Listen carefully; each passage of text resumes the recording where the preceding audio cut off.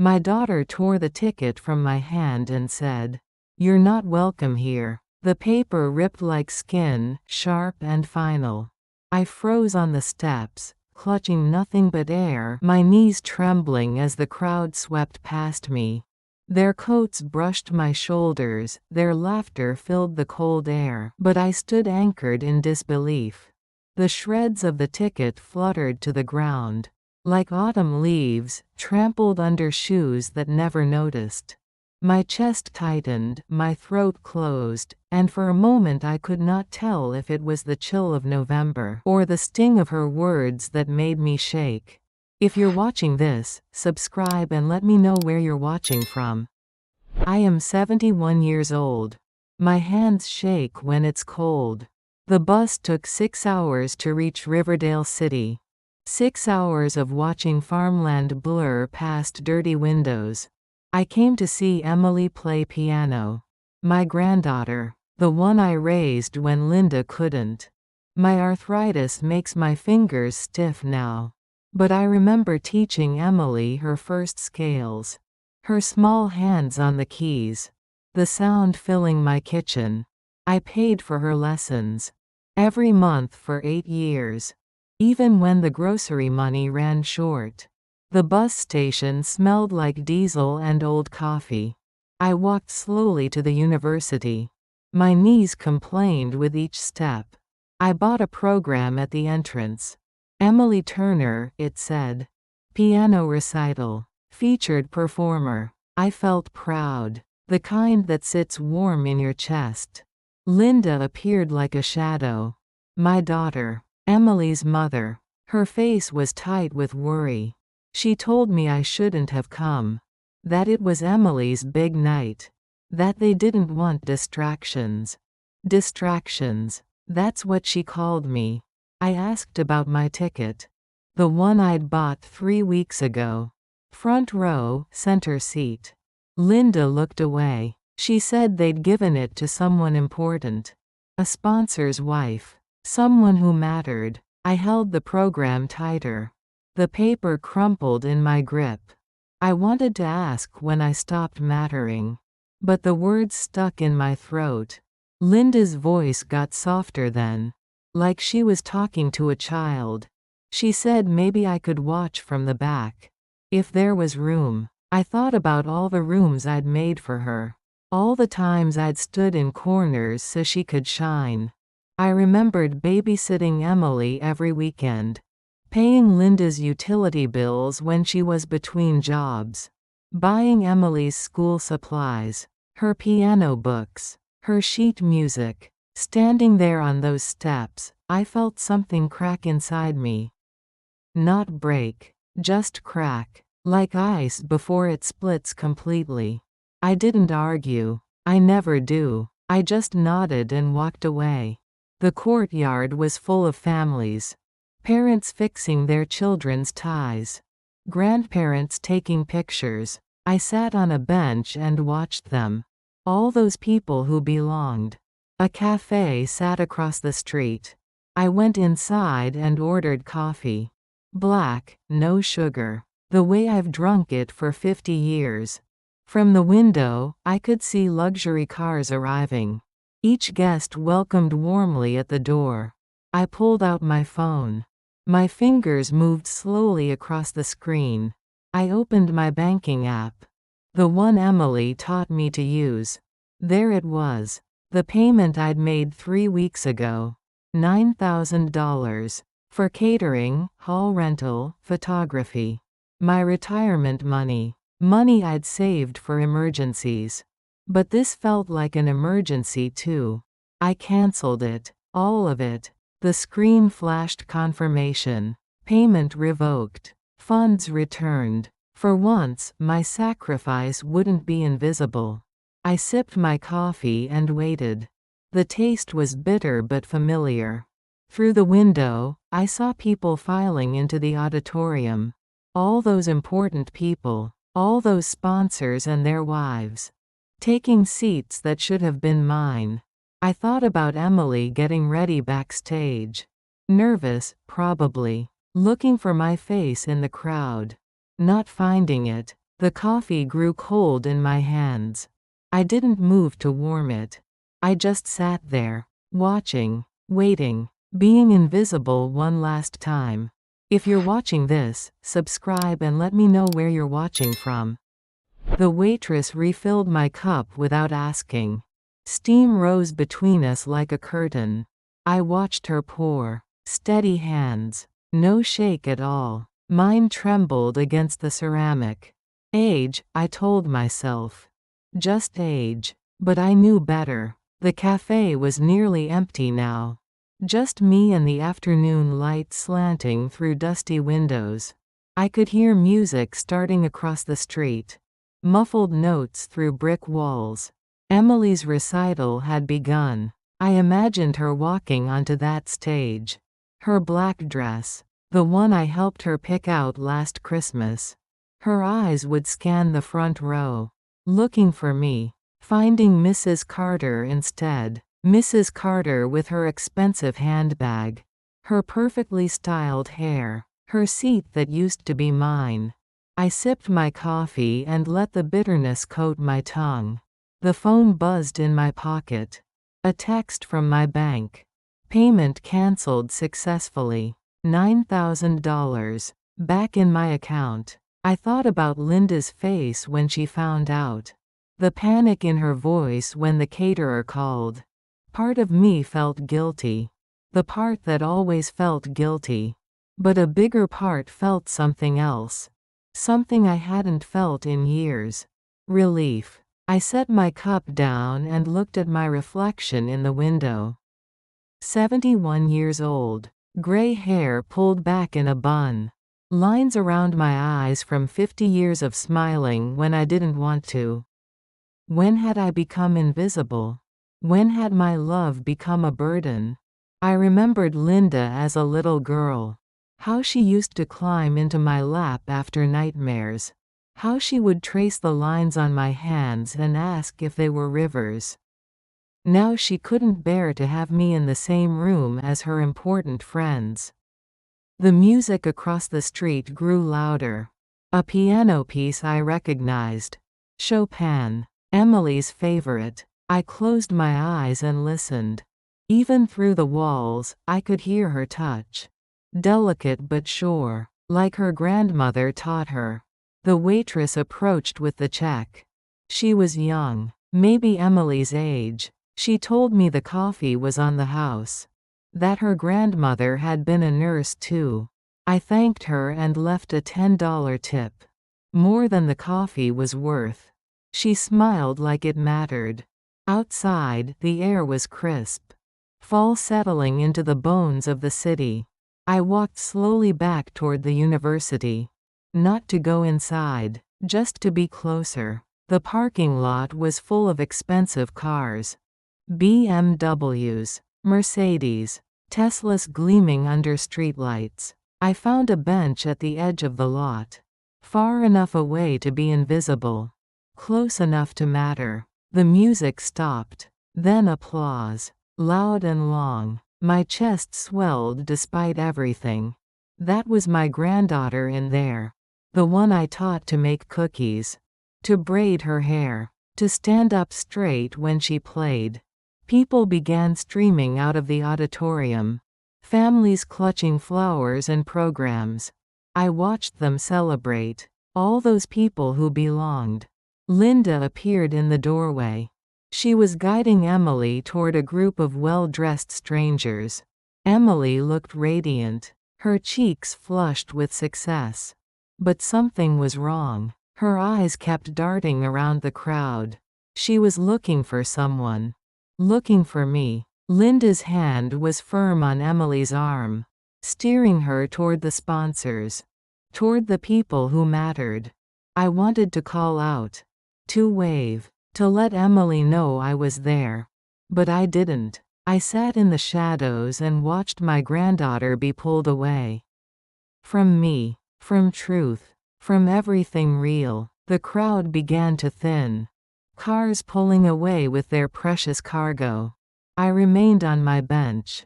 Patient as stone. Waiting for what comes after the applause dies.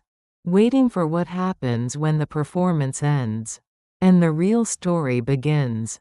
If you're watching this, subscribe and let me know where you're watching from. I was stirring sugar into my third cup when she appeared. A young woman in a navy polo shirt. University staff. She hesitated by my table. Her name tag said Anna. She asked if I was Mrs. Turner. Her voice was soft, careful. I nodded and waited. Anna sat down without being invited. Her hands were shaking slightly. She told me she worked backstage. That she'd seen something yesterday. My name on the seating chart. Front row, center. Then crossed out in red ink. The sugar dissolved in my coffee. I kept stirring anyway. Anna said they told her I didn't want to come. That I was sick. That the family had called to cancel my ticket. The spoon clinked against the cup. A tiny sound in the quiet cafe. I set it down and looked at this stranger. This girl young enough to be my granddaughter. She was crying, not sobbing, just tears sliding down her cheeks while she talked. She said she'd wanted to call me, to check if I was really sick. But they told her not to bother an old woman. An old woman, that's what Linda had called me. Not her mother, not Emily's grandmother. An old woman. Anna pulled a tissue from her pocket. She wiped her eyes and kept talking. She said she had a grandmother too. In Ohio. Who raised her after her parents died. Who taught her to knit and make cornbread and speak up when something wasn't right. Her grandmother would have wanted someone to speak up for her. So Anna was speaking up for me. I reached across the table and touched her hand. Her skin was warm and real. I thanked her. My voice came out steadier than I felt. She asked if there was anything she could do. Anything at all. I told her she'd already done it. She'd told me the truth. Anna stood to leave. Then she turned back. She said Emily had been looking for me during intermission. Walking the halls. Checking every seat. She said Emily looked lost. After Anna left, I sat alone with this new knowledge. Not just that I'd been erased, but that I'd been lied about. That Linda had told people I was sick, too frail to attend, when the truth was simpler and crueler. I wasn't sick. I was inconvenient. I wasn't frail. I was embarrassing. I wasn't too old to come. I was too honest to hide. The coffee had gone cold again. I didn't care. I pulled out my phone and opened my contacts. Linda's number stared back at me. My finger hovered over the call button. What would I say? How would I begin? I put the phone away. Some conversations couldn't happen over distance. Some truths required looking into someone's eyes. Outside, the street was emptying. The recital crowd had moved on to their dinners, their celebrations, their important conversations with important people. I thought about Emily in that crowd, being introduced to sponsors and donors, shaking hands with people who could help her career, people who mattered more than her grandmother. A text message buzzed on my phone. From Emily. Grandma, where are you? I looked for you everywhere. My throat tightened. I typed back slowly with one finger. I'm here, sweetheart. Waiting for you. 3 dots appeared. Then disappeared. Then appeared again. Finally Mom says you couldn't make it. That you're sick. I stared at those words. Linda's lie spreading like poison through our family. I typed I'm not sick, Emily. I'm at the cafe across from the auditorium. The dots appeared again. This time they stayed. Then coming now. I set the phone down and looked out the window. The auditorium's lights were dimming. The last of the crowd streaming out. And there, breaking away from a group of well-dressed strangers, was Emily. Still in her black recital dress. Her hair still perfect from the performance. But her face was different. Confused. Angry. She was walking fast across the street. Almost running. I stood up from my table. My legs were stiff from sitting so long. But I stood. And waited for my granddaughter to find me. To hear the truth that others had tried to hide. To learn what happened when love becomes inconvenient. And what happens when someone finally says no to being erased. The cafe door chimed as Emily burst through. Her recital dress caught the light. Black fabric shimmering with each step. She saw me and stopped. Her chest rising and falling from running. We looked at each other across the empty cafe. 2 generations. One truth between us. She walked slowly to my table. Her heels clicking on linoleum. Emily sat down without speaking. Her hands were trembling. I could smell her perfume. The one I gave her last Christmas. She asked why I hadn't come inside. Why I was hiding. Hiding. That word hung between us like smoke. I told her I wasn't hiding. That I'd been erased. Emily's face changed then. Confusion shifting to something harder. She said Linda told her I was sick. Too weak to travel. I shook my head slowly. My arthritis ached but I wasn't weak. I told her about the ticket. About Mrs. Carter sitting in my seat.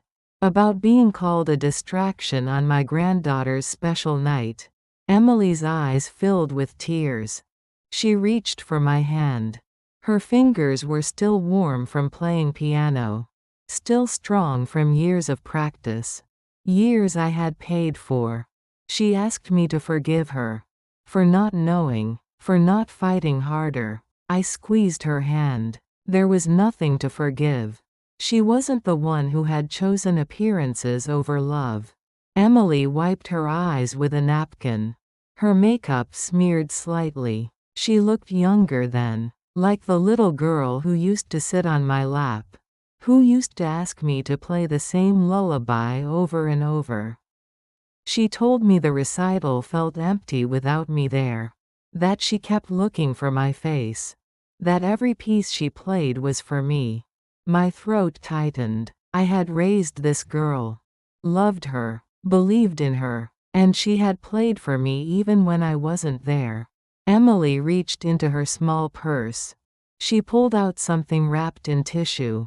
A bracelet. Silver with delicate engravings. She said she'd bought it weeks ago. With money from her summer job. She'd planned to give it to me after the recital.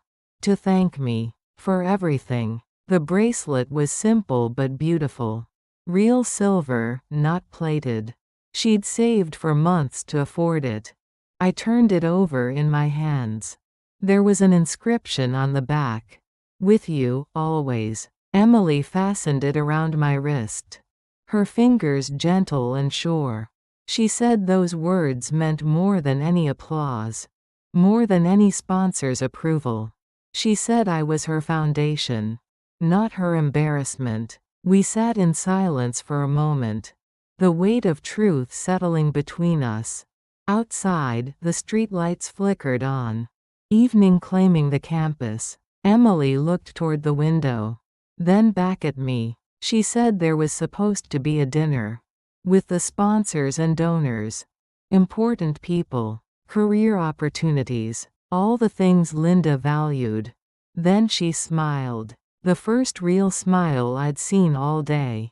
She asked if I wanted to get burgers instead. There was a diner 2 blocks away. The same one we used to visit. After her childhood recitals. When she was 8 and 9 and 10. Before sponsors mattered. Before I became invisible. I looked at this beautiful young woman. My granddaughter. My heart walking around outside my body. And I said yes. We left the cafe together. Emily's arm linked through mine. Her heels echoing off empty sidewalks. My slower steps keeping time. The diner's neon sign buzzed and flickered. Same as it always had. Same red vinyl booths. Same cracked linoleum floors. Same smell of grease and coffee and honest food. We slid into our old booth by the window. The one we'd claimed years ago. Emily ordered a chocolate milkshake. Extra thick. Just like when she was little. I got coffee. Black. And watched my granddaughter smile. Really smile. For the first time in months. Maybe years. She told me about the recital. About the pieces she'd played. About how nervous she'd been. How the stage lights made everything blur. How she'd closed her eyes and imagined me in the front row. Listening. Believing. Being proud. The way grandmothers do. The way I always had. The milkshake arrived in a tall glass. Emily took a long sip through the red straw. Chocolate mustache on her upper lip. Just like when she was 8. Some things don't change, even when everything else does. Some love survives being erased. Some foundations hold even when the ground shifts. And sometimes a diner booth becomes the most important place in the world. Where truth tastes like chocolate shakes and second chances. If you're watching this, subscribe and let me know where you're watching from. The next morning came cold and gray. November settling into my bones. I sat at my kitchen table with coffee and a phone book. Yellow pages spread open to attorneys. Names I didn't recognize, except one. Hughes, Thomas and Associates.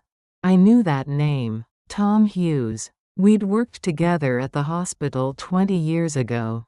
He was young then, fresh out of law school. Idealistic. His wife had their first baby on my ward. I held that child, taught him how to swaddle her properly. I dialed his number, my fingers steady on the rotary phone. The same phone I'd had for 30 years. Tom's secretary put me through. His voice was older now. Warmer. He remembered me, asked about my retirement, my health. I told him I needed legal advice. About my accounts, my daughter, about taking back control. He could see me that afternoon. His schedule had an opening. Like the universe was finally listening. I dressed carefully. My navy blue dress. The one I wore to church. Respectable. Serious. Not someone to dismiss. Tom's office was downtown. Glass and steel reaching toward gray clouds. I took the bus. Watched the city blur past familiar windows. The same route I'd taken to work for 30 years. But this felt different. This felt like choosing myself. Tom met me in the lobby. Silver-haired now. Distinguished. But his smile was the same.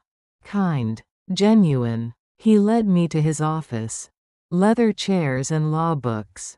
A photograph on his desk. His daughter. The baby I'd helped deliver. Grown now. Maybe Emily's age. I explained everything. Linda's control over my accounts. The humiliation at the recital. The lies she'd told. The way I'd been erased. Tom listened without interrupting. Took notes on yellow legal paper. When I finished, he set down his pen. He said what Linda had done was legal. But not right. That I could revoke her power of attorney. Take back my accounts. Set up a trust for Emily's education. He asked if I was sure. If I understood the consequences. Linda would be angry. There would be confrontation. I looked at the photograph on his desk. That young woman smiling. I thought about Emily. About her future. About truth. I told him I'd never been more certain of anything. Tom pulled out forms. Heavy paper with legal language. He explained each section. What it meant. What it would do. I signed my name carefully. Margaret Elizabeth Turner. The same signature I'd used to sign birthday cards. Christmas checks. Tuition payments for a granddaughter who loved me. But this signature felt different. This one had weight. Tom made copies, filed the papers, shook my hand. He said the changes would take effect immediately. That Linda's access was revoked as of today. I walked out of that building feeling lighter, stronger, like I'd found something I'd lost long ago. My voice. The bus ride home was peaceful. I watched neighborhoods change, from downtown glass to suburban lawns, from strangers to familiar streets. My phone buzzed. A text from Emily. "Thank you for last night, Grandma. I love you." I smiled and typed back slowly. "Love you too, sweetheart."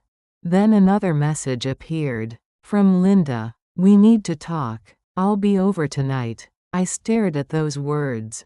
No please. No asking permission. Just demanding access to my home. My time. My life. The way she always had. But not anymore. I typed back, "I'll be here. Come whenever you like." Let her come. Let her rage and plead and manipulate. Let her discover what happens when the foundation fights back. When the woman who paid for everything decides she's done being invisible. I put the phone away and watched my neighborhood roll past. The same houses I'd known for decades. The same trees growing taller. Everything familiar. Everything changing. Just like me. That evening, I made tea. Set out 2 cups on the kitchen table. The good china. The set my mother had given me. I sat down to wait. Hands folded. Heart steady. Ready for the conversation that should have happened years ago. Ready to tell my daughter what I'd learned about love and boundaries. About choosing truth over comfort. About what happens when you stop making room for people who don't make room for you. The doorbell rang at 7 sharp. Linda's shadow through the frosted glass. I stood up slowly, smoothed my dress, checked my reflection in the hallway mirror. 71 years old, gray-haired, arthritic, but not invisible anymore. Never invisible again. I opened the door and let my daughter in. Into my house. On my terms. For the last time as my keeper. The first time as my equal. Linda stepped into my hallway without being invited. Her heels clicked on hardwood. Sharp sounds in the quiet house. She carried flowers. Yellow roses from the grocery store.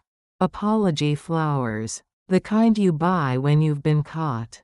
I led her to the kitchen. Gestured to the chair across from mine. The same chair she'd sat in as a child. Eating cereal before school. But we weren't mother and child anymore.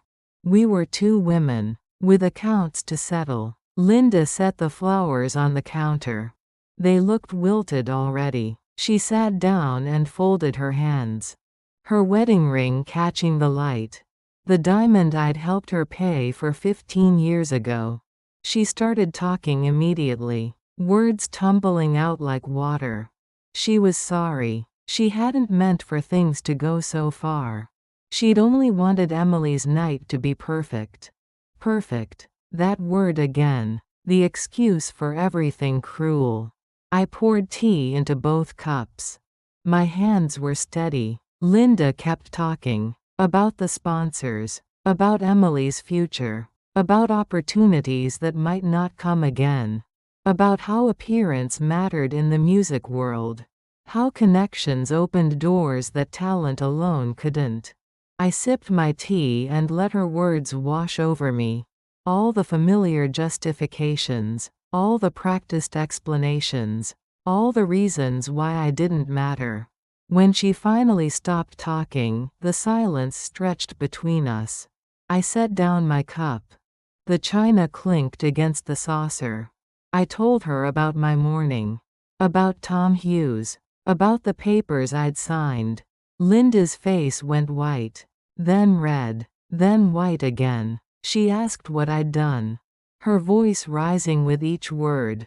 I explained calmly. The revoked power of attorney. The trust for Emily. The accounts that were mine again. Mine alone. Linda stood up so fast her chair scraped against the floor. She said I was being vindictive, petty, manipulative, that I was punishing Emily for her mother's mistakes. I looked up at this woman. My daughter. My firstborn. The baby I'd nursed through fevers and nightmares. The child I'd sacrificed for. Worked double shifts for. Loved unconditionally. And I felt something die inside me. Something I'd kept alive too long. The need for her approval. I told her Emily wasn't being punished. She was being protected. From a mother who traded family for status. From a world where love came with conditions. From people who erased grandmothers for appearances. Linda's voice got shrill then. Like it had when she was 5. She said I was ruining everything. That the sponsors would never trust them now. That Emily's career was over before it started. I stood up slowly, my arthritis protesting but my spine straight. I told her Emily's career would survive without dirty money. Without connections built on lies. Without success that required erasing the people who made it possible. Linda grabbed her purse, her movements jerky with rage. She said she wouldn't let me destroy her daughter's future. That she'd fight me, take me to court if necessary. I walked her to the front door. My steps measured and calm. I told her she was welcome to try. That judges might be interested in hearing about financial elder abuse. About daughters who isolated their mothers for social climbing. Linda stopped at the threshold. Her hand on the doorknob. She turned back with tears in her eyes. Real tears this time. Not performance tears. She asked why I was doing this. Why now? I looked at her. Really looked. At the lines around her eyes. The gray creeping into her roots. The fear in her face. She was getting older too. Facing her own invisibility someday. Maybe she'd understand then. I told her I was doing this because I finally could. Because I'd stopped believing that love meant disappearing.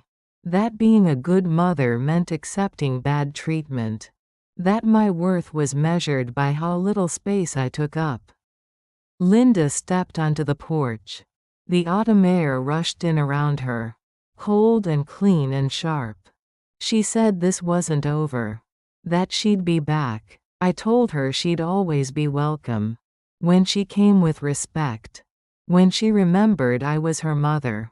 Not her burden. When she chose love over image. I closed the door quietly. The lock clicking into place. Through the window, I watched her walk to her car. Her shoulders shaking with sobs she thought I couldn't see. Part of me wanted to run after her. To take it all back. To be the accommodating mother I'd always been. But I didn't move. I stood at my window and watched my daughter drive away. Into a night that would teach her what I'd learned. That some foundations crack when you build too much on top of them. That some love requires boundaries to survive. That some mothers have to choose themselves to save their families. The yellow roses sat wilting on my counter. I threw them away and made myself dinner. Just for one. Just for me. For the first time in 50 years. If you're watching this, subscribe and let me know where you're watching from. 3 days passed in blessed quiet. I read books I'd been meaning to finish. Watched old movies on television. Ate when I was hungry. Slept when I was tired. Simple pleasures that felt revolutionary after decades of accommodating others. No phone calls from Linda. No demands for my time or money. Just peace. Deep and clean as winter air. On Thursday morning, the doorbell rang. I wasn't expecting anyone. Emily was in classes. Linda was still sulking. Through the peephole, I saw a stranger. A well-dressed woman with silver hair. She held something in her hands. An envelope. I opened the door cautiously. Chain lock still engaged. The woman smiled. Her face was kind, familiar somehow. She introduced herself as Mrs. Carter. The name meant nothing at first. Then she explained. She was the sponsor's wife. The one who'd taken my seat. My stomach tightened, but her expression wasn't smug or defensive. She looked embarrassed, ashamed. I unlatched the chain and invited her in. Mrs. Carter stepped into my hallway. Her shoes were expensive but quiet. Not like Linda's sharp heels. These whispered respect. I led her to the living room. Offered tea. She accepted gratefully. While I prepared the service, she sat quietly. Hands folded in her lap. Not examining my furniture or judging my decor. Just waiting, like a guest should. I brought the tea tray and settled across from her. Mrs. Carter opened the envelope she'd carried. Inside was a photograph. Emily on stage in her black dress. The bracelet visible on her wrist. The engraving catching the stage lights. With you, always. Mrs. Carter said Emily had insisted she have this printed. Special order. She'd wanted me to have proof. Evidence that I'd been there in spirit. Even when I wasn't there in body. I took the photograph with trembling hands. Emily looked radiant, confident, beautiful. Every inch the pianist I'd helped create. Mrs. Carter's voice was soft when she spoke again. She said she'd had no idea the ticket was mine originally. That she'd been told it was an extra seat. A donation from the family. She'd learned the truth from Anna, the young staff member, who'd finally told someone in authority what had really happened. Mrs. Carter apologized. Not the flowery kind Linda specialized in. The real kind. Simple words weighted with genuine remorse. She said if she'd known, she would never have taken my place. That grandmothers belonged in front rows. Always. I studied this woman, this stranger who was acting more like family than my own daughter had. Mrs. Carter reached into her purse and pulled out another envelope. This one contained a check. Made out to Emily's trust fund. The same amount Linda had lost when I cancelled the catering. She said it wasn't charity. It was justice. A grandmother's rightful place being honored after the fact. I tried to refuse, but Mrs. Carter insisted. She said she had grandchildren too. In California. That she understood what it meant to be pushed aside. To be treated as inconvenient when you'd given everything. We drank our tea in comfortable silence. Two women who understood the weight of being overlooked. The pain of being erased by people who should protect you. Mrs. Carter asked about Emily. About her dreams and plans. I told her about the little girl who used to play chopsticks. Who'd grown into this magnificent young woman. Who chose love over ambition. Truth over appearance. Mrs. Carter nodded. She said those were rare qualities. That Emily would go far. Not because of sponsors or connections. But because she had a foundation that wouldn't crumble. A grandmother who'd taught her what really mattered. Before she left, Mrs. Carter gave me her phone number. She said she lived alone now. Her husband had passed last year. That she understood the particular loneliness of being widowed. Of being treated like you were invisible because you were old. I walked her to the door. We shook hands on my front porch. Her grip was firm, honest, like her apology had been. She said she hoped we might be friends. If I was interested, that she'd like to take me to lunch sometime. Not out of pity, but out of recognition. One grandmother to another. After she left, I sat with the photograph and the check. Evidence of Emily's love. Proof of a stranger's decency. Two gifts I hadn't expected. Two affirmations I'd needed. I called Emily that evening. Told her about Mrs. Carter's visit. Emily cried when she heard about the photograph. She said she'd hoped I would see it somehow. That even though I wasn't in the audience, I was in every note. In every phrase she'd practiced in my kitchen.